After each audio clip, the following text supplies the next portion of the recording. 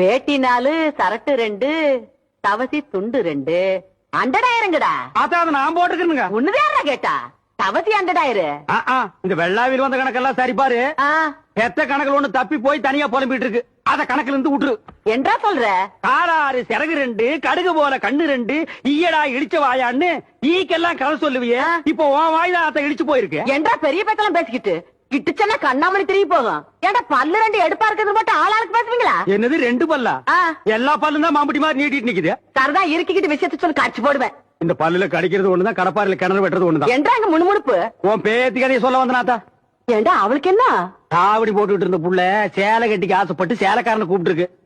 சக்கரை கவுண்டர் வெப்பாட்டி இல்ல, அவ வெத்தலைய கொட்டலாவில போட்டு கொட்டுற மாதிரி உன் பேத்திய கொட்டு கொட்டி விட்டான். பாவ பச்சை புள்ள முகம் எப்படி வாடி போச்சு தெரியுமாத்தா? நீ என்னடானா இங்க 100,000 கணக்கு போடுற.